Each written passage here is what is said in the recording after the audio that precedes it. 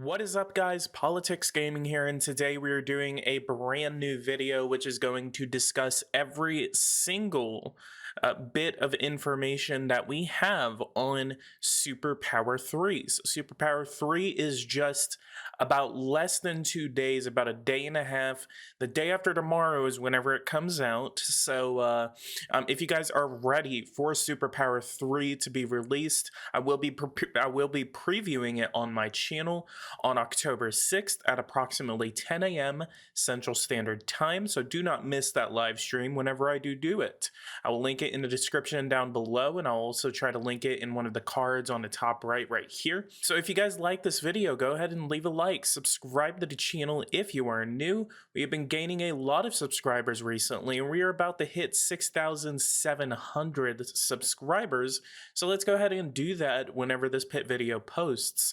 If you guys are interested in seeing more SuperPower 3 content, I will be covering a lot on my channel, so don't miss anything that whenever I do make it on the channel. So again, leave a like, subscribe to the channel if you are new, comment down below what your thoughts are on SuperPower 3, if you are excited, if you are disappointed, and we will get down into what we are talking about today. So what we have right here is a compilation of all known information that we have on SuperPower 3. It's going to be a rough rundown since we have not gotten any gameplay. We've only gotten a sparse variety of trailers that they've called them.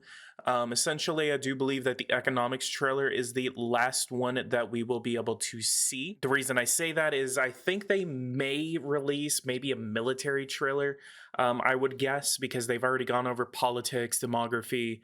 Actually, they've only gone over demography and yeah, they went over politics as well. So it was demography, politics, and economics. The only one they didn't go over was military, unfortunately. So I don't know if they're like, okay, well, people are going to stream this on October 6th anyway, so maybe we don't even have to do that anymore. There's been a lot of controversy over the lack of information that we've been getting on SuperPower 3. Anyway, just because a lot of you guys have been asking, and I've also had plans to make coverage on the Q&As, I wanted to go ahead and get that done here. So this is a Reddit post by Sticky Robot, so shout out the big Sticky Robot on Reddit. All known SuperPower 3 info compiled here, and the update is that the September and October 22 trailers infos are not compiled here. So between dev diaries, the official trailer info, and what the devs have stated on Discord and the Q&A, we can actually compile quite a lot of info about SuperPower 3. So here's everything I can find. Keep in mind I am mostly just posting little bits of info. Since this is many months before release, everything is subject to change. I'm also kind of organizing this info as I write it, so it's probably going to be a bit all over the place. Please bear with me. So first off, this is info from 217 and the first Q&A, as well as Dev Diaries 1 through 2. There are 194 playable countries compiled using real-world data. World map and units are 3D, and the map in particular is extremely detailed and is part of why the game has a large install size. So I believe that whenever we first talked about SuperPower 3, whenever it initially was announced, we saw that it was like around 60 gigabytes, 55 gigabytes of install size. So that has actually been knocked down to about 25 gigabytes of install size. So I believe maybe they were like, okay, we don't need this much information. I really want to know why it went from 55 gigabytes to 25 gigabytes, about what information maybe they kind of overestimated for, or maybe that was just a rough estimate about how many gigabytes it would be. So I really want to ask them that whenever the game comes out. Each year takes about 5 minutes, so if you actually see the screenshot, and I'll try to put it up right here, essentially what we have is that there doesn't seem to be some sort of fast forward button in SuperPower 3. So it looks like that we're probably only going to have one set speed, and so that each year in the game would take about 5 minutes to go by. We have a custom character creation tool. Your leader will have attributes that affect the gameplay. This is somewhat based on Hofstede's cultural dimensions. The AI will build leaders based off of their own real-world demographics. Since populations have cultures, religions, ethnicities, and languages, conquering the world seems to be increasingly more difficult, and the more diverse your population gets, you can be assassinated or even voted out. Either one will end the game. Modding will be available through the Steam Workshop. C++ scripting with virtually every game aspect is moddable. So I'm definitely going to be really excited to preview some of the mods that are going to be able to come out for SuperPower 3. So if you are a modder out there and you plan to make mods for SuperPower 3 to make it better, do contact my channel, comment down below or anything like that, and we can work together to preview your mods on my channel. Dozens of scenarios based on real life events. Default start date is 2018. Aircraft need to take off and land on an airport or aircraft carrier. They cannot stay in the air indefinitely. Planes and nukes have attack ranges, so that means that the 3D models of the planes and aircraft carriers are going to be able to, so there actually is a range to your aircraft. So that's going to be very exciting to preview on SuperPower 3 whenever we do get it again on Thursday. Unit creation is similar to SuperPower 1 and 2, however, actual battles are significantly different, more similar to SuperPower 1 with terrain better taken into account. Combat is much more dynamic and interesting in SuperPower 3. That's actually what I'm very excited to preview on my channel whenever we get the game. I definitely do want to preview the battle aspects of SuperPower 3. Population is more important than it was in SuperPower 2. Each population is given a job, so with great population, the loss of economy, with great population loss, the economy might suffer. So if there is a nuclear war, your economy will suffer a lot more than it did previously in SuperPower 2. Pollution is simulated, however, the rising water effects are not, because games are not expected to go into hundreds of years into the future. Regions can have mixed or contested controls. For example, in the Palestinian territory, social, political, economic, and military controls aren't all well defined between Palestine and Israel. Some other areas are mixed controls that and Crimea is in a similar situation. So I guess, and this is actually there's a couple of different ones that they talk about right here. So peaceful annexation is possible. So basically, just like Russia did in Ukraine back in 2014, basically, I believe you can just march a couple of troops into a country, and then that contests the region. And so essentially what happens there is that you can annex such land if the country doesn't fight back. So that's going to be very exciting it's going to be very interesting whenever you have the option. And then so like some Russia player, maybe they walk into like Maine or Florida or something like that, and then they go in and just say, okay, we're annexing this land. And then you're like, okay, am I going to risk going to war, or am I going to fight back to get my territory back? Countries have domestic laws that can be made legal, intermediate, or illegal. This is conditioned on the culture of the country in question. Some populations are more conservative, more liberal, ordered, etc. So that is reflected on how you should run that country. This is similar to the laws option in SuperPower 2. You can declare commercial economic embargoes on countries. An embargo is on an entire country. You can make its resource illegal, which creates a de facto embargo, but for yourself as well. Taxes and tariffs affect production. So if you make all of your resources illegal, you would stop all domestic production. 100% of your population would go unemployed, and then since this still exists even for illegal resources, you would face unrest and insurrection rapidly. It's going to be very fun to try that out. It's going to be one of the first things I try. Just going to make everything illegal, see what happens. Poor countries can get financial aid from the International Monetary Fund, so that means that the International Monetary Fund is possibly a thing in the game. There are more than 2,800 regions on the map, so I believe that's definitely, you're going to be able to annex and kind of pick apart different regions. I definitely believe that the Nagorno-Karabakh region is definitely going to be in there. We're probably going to be able to see Transnistria. It's going to be a lot more updated in SuperPower 3, because SuperPower 2, that was made a very long time ago whenever you talk about geopolitics. So I'm pretty excited to see what kind of regions we have. The relationships model is more complex in SuperPower 3, and the AI is expanded as well. So there are multiple factors at play. You can peacefully annex territory, and the international community can justify or invalidate military invasions. Nuclear weapons can target military or population centers. Other than destroying infrastructure, they kill population, obviously. And you can decimate your resource production. In SuperPower 3, every citizen is assigned a job in one of the economic sectors. You can train them, import immigrants, etc., and have a direct relationship on the economic output. If you nuke half the population, half the production drops props with them. Nuke animations are also not as big as they are in the pre-release screenshot as seen here, which is the gigantic mushroom cloud that we saw whenever the game originally was announced. Cities and their airports, which are more important for planes, and ports, which are more important for building ships, are built automatically. You can somewhat move people and they will go where the jobs are. Every unit in SuperPower 3 is located, even those for sale. Buying units aren't teleported anywhere, and you cannot deploy in contested regions. Natural resources are, quote, capped by geography, so you can't farm indefinitely in the desert, for example. So this is actually really good, and I believe this is why they believe that they have killed Autarky in SuperPower 3. So essentially, if you don't know, Autarky was this bug in SuperPower 2. Basically, you could infinitely invest in your resources, and you would be able to like infinite farm, infinite oil, infinite everything. And basically you'd be able to make your GDP as Korea like 20, 30, 40 trillion dollars, like heavily unrealistic, because basically you just go in and then you just increase your GDP by increasing your production to your resources.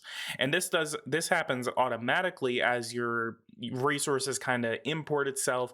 They balance themselves out over the course of several decades. And then so in SuperPower 3, it's all capped. So you can't infinitely farm for cereals or plants or anything like that. So essentially what I believe is going to happen is that there is and I think they talked about this in the economics trailer. There's arable land, which is a thing in SuperPower 3. This is what caps your food production, for example, because essentially you have enough arable land, and then the more you invest in your farming, the less arable land you will be able to have. So if you run out of it, then you cannot, for example, like just continue, infinitely create more plants or farming resources or whatever. There is no code base from SuperPower 2 and SuperPower 3, so they are not importing old bugs into the new game, which is really good because they basically, I know that they built SuperPower 3 from the ground up. You can kickstart resource production from zero, but some regions are more difficult. For example, if Bhutan doesn't have a specific high-tech sector nor population educated to work there, the investment is greater than for California. So it's going to be a lot more expensive for you to invest in a high-tech sector as Bhutan than it is if you were to be in the United States, for example. Covert offensive and defensive actions are possible, so I want to actually see what they changed in the covert actions menu. Original SuperPower 3 plan started with multiple currencies, but it created nightmares of design and dropped it, so the world is unified under a single currency like in SuperPower 2. So one world order in SuperPower 3. It's all globalist. It's all globalist propaganda, apparently. You can privatize healthcare and education, in theory making it cheaper, but potentially increasing inequalities and being prone to corruption. Corruption exists for nationalized sectors as well, so that's going to be very interesting to see how that works.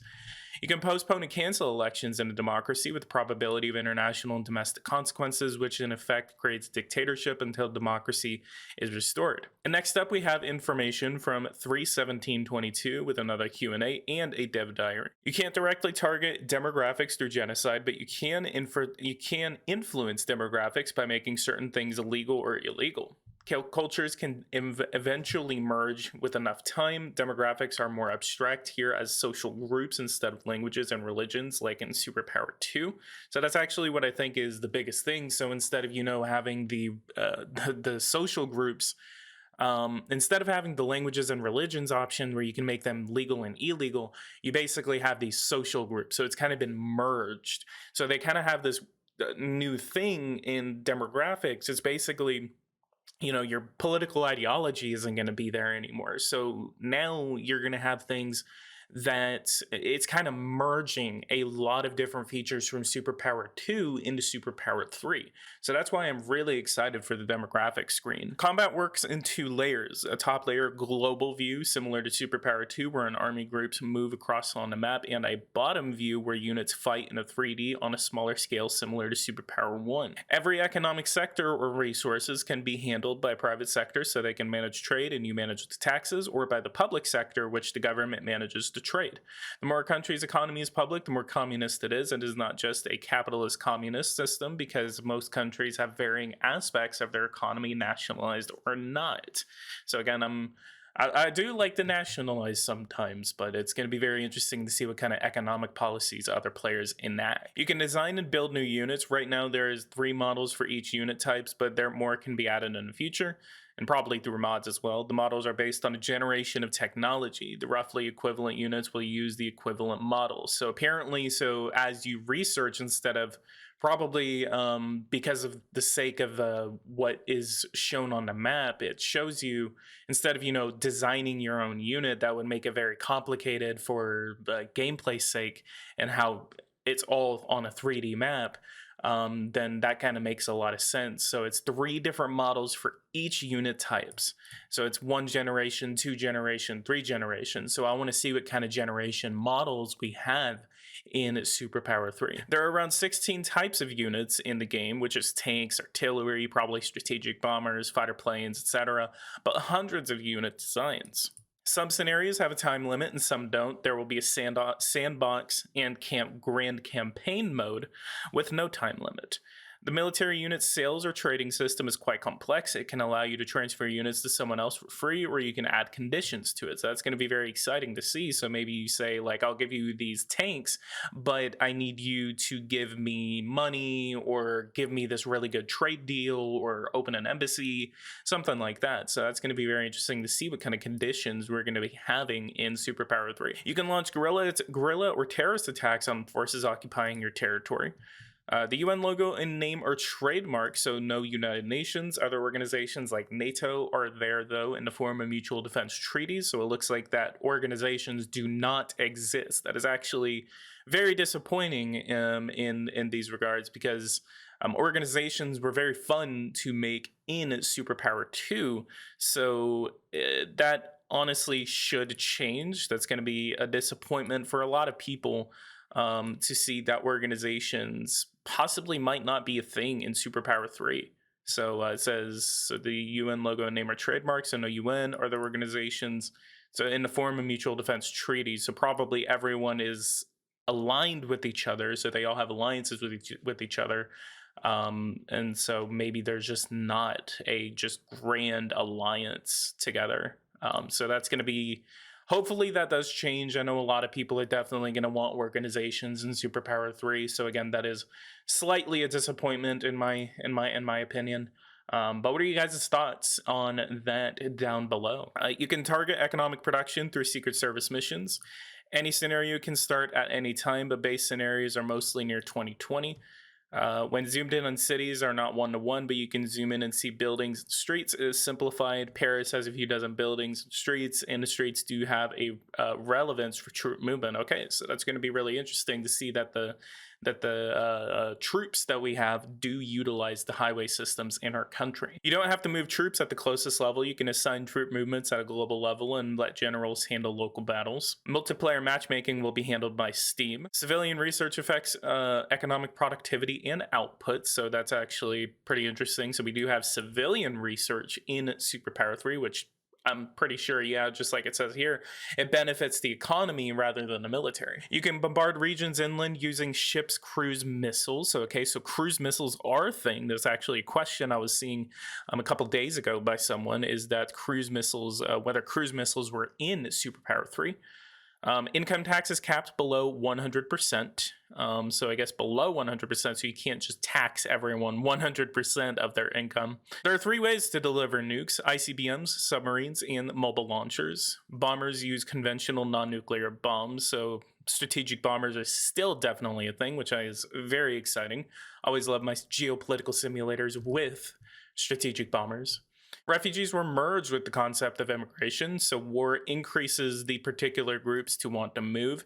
If you are the neighbor and your borders are opened, you could be flooded by refugees and immigrants. So that's going to be very exciting, if Mexico is invaded by Cuba or something like that, and then they start to have like a gigantic war against each other, and then that will see your your immigration start to increase. So, in order to stop that from happening, you close your borders so it actually affects other countries' policies during times of war. So that'll be very interesting to see how that works. Domestic consumption changes with technology, income, and education, meaning the first world nation civilians consume more than the third world. So the more you advance, the more you consume in terms of resources that you have. World leaders do not age, however, they can die if they are assassinated. AI has been improved, and particular nations will actually build military units, unlike in SuperPower 2. So I do remember in SuperPower 2 that the AI would build militaries, but I guess they would never deploy them, possibly. I can't really remember what the issue was in AI in SuperPower 2. At least in the original ones. You can use the trading system to, quote, force other countries to become more like you, economically, socially, politically, etc. So I'm pretty excited to see what kind of trade deals we can be doing and try to make other countries like us.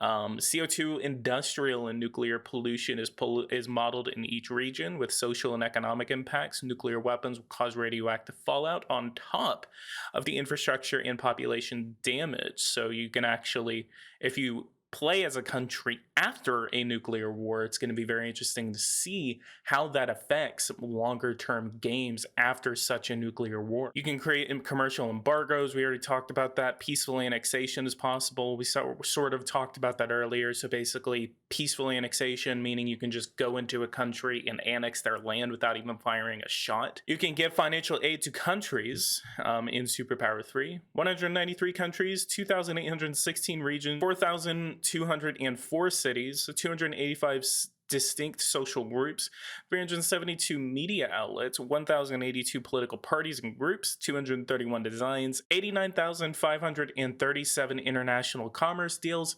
10,718 international treaties, 7,580 unique instances of units, and 1,843 moddable data points in all of the above. Mods can be pretty much anything: Cold War, World War II, or even Lord of the Rings. SuperPower 3 will have a Steam Workshop integration, so mods can be downloaded and removed with a single button click.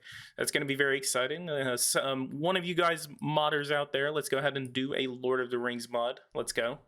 I will definitely preview it. Any Cold War or World War II mods, that would also be very interesting to play. Much of the UI can be rebuilt via modding, and mods can create new resources. You can create a Wakanda and fill it with vibranium. So again, the possibility of mods and multiplayer games out there, I will be very excited to play these mods with players. And lastly, this is info from 5/19/2022 with the Q&A and Dev Diaries 4-5. Election and campaigning is simplified like in SuperPower 2. No rallies, interviews, debates with political opponents. The election process is based off of approval rating. However, devs have stated that they are open to expanding this process in future updates.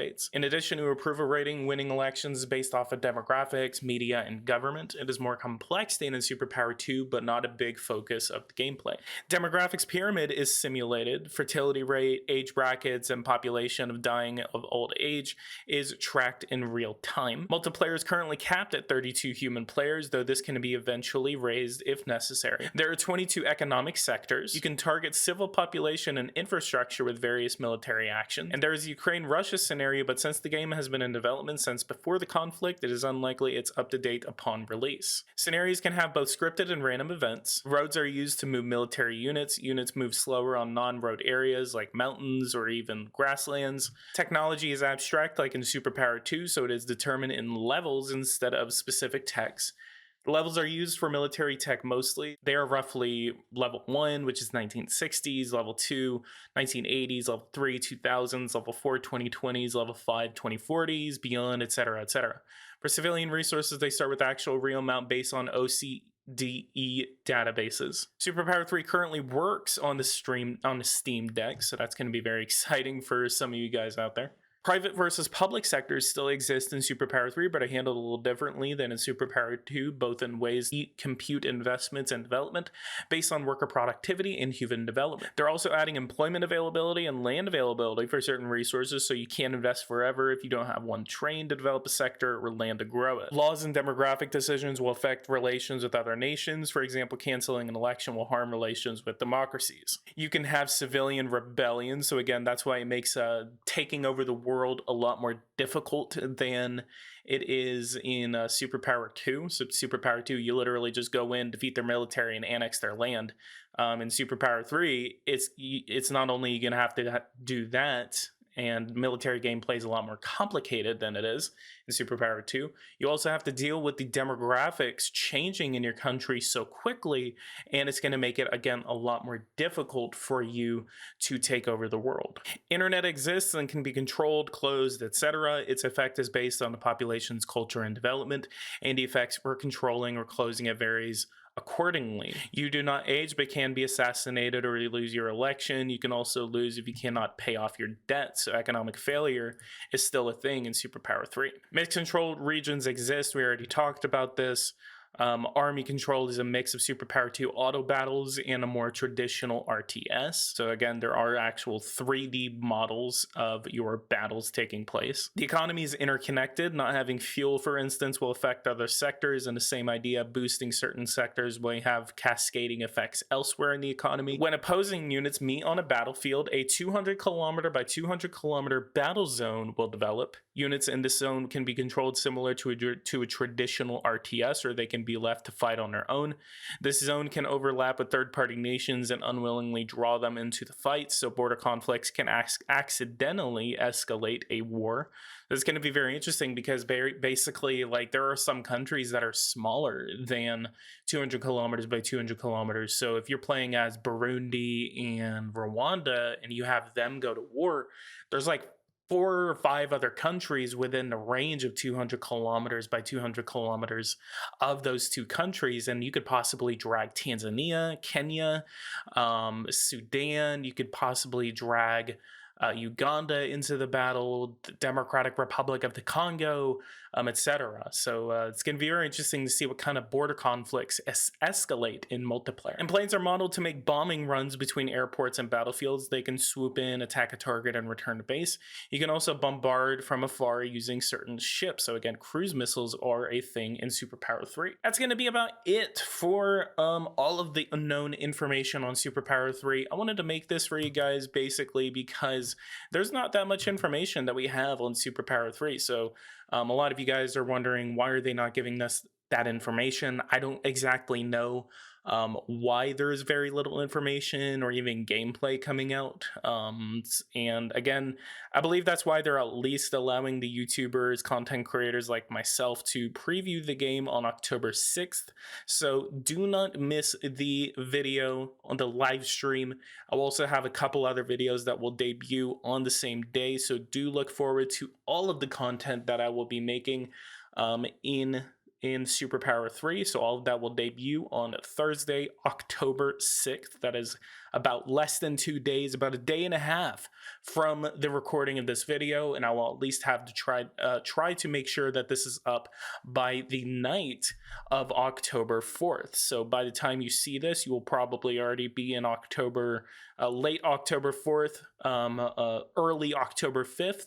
So it's going to be very close to when the game comes out. So I'm very excited to preview it on my channel. I'm very excited to play multiplayer with you guys, and I'm very excited to see how many viewers I get. I'm pretty certain it is going to be an extremely big live stream, so it is probably going to be the biggest one I've ever had. So I'm very excited to see all of you guys there on October 6th at 10 a.m.